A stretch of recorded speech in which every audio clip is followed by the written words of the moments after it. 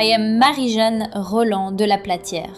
The world remembers me as Madame Roland, a woman of letters, of ideals, and of revolution. I did not wear crowns or command armies, but I shaped minds, stirred spirits, and stood firm in a storm where many bowed. I was born on March 17, 1754 in Paris, to a family of humble beginnings. My father, Jean Phlipon, was an engraver, a craftsman of metal and meaning. He was proud, independent, and ambitious, but never a man of wealth. My mother, on the other hand, was gentle and devout. She taught me the virtues of discipline, dignity, and introspection. When she passed away, I was just 8 years old. That silence left in her absence would forever echo in my soul. We weren't nobility, but we were rich in books. While other girls learned embroidery, I read Plutarch's Lives and Rousseau's Emile. I learned Latin by candlelight, memorized philosophy under the covers, and questioned the order of the world before I was even allowed to speak in it.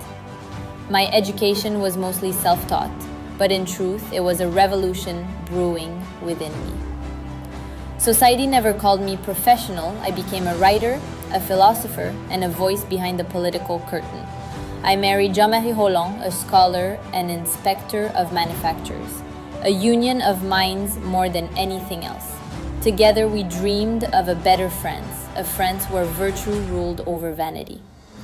While he held office as Minister of the Interior, it was I who wrote many of his letters and speeches, my words behind his signature.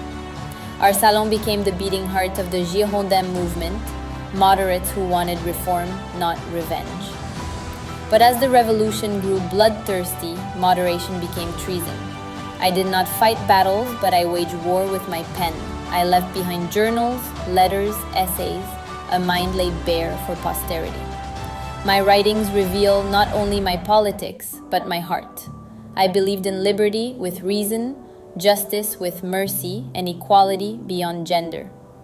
Not all revolutions are fought with muskets. Some are fought in the margins of paper. In a world where women were ornaments, I became an oracle. I did not demand power, I inspired it. Young women read my words and realized they could think, speak, influence. Men came to my salon not to court beauty, but to challenge ideas. I questioned kings, corrected ministers, and debated philosophers. I made the private political long before anyone gave women permission to. In 1793, I was arrested, not for any crime, but for the crime of conviction. The Jacobins, Robespierre's men, saw my words as dangerous. Perhaps they were. I was tried, sentenced. And on November 8th, I walked to the guillotine in white, serene as a bride, defiant as a soldier. And as I passed the Statue of Liberty, I whispered, "O liberty, what crimes are committed in thy name?" I did not say this in despair, but in clarity. I had given my life to the cause of freedom, yet I watched that cause twisted into terror, used to justify murder, silenced dissent, and destroy reason.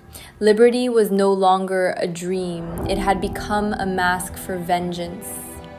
That cry, my final breath, was not just for me.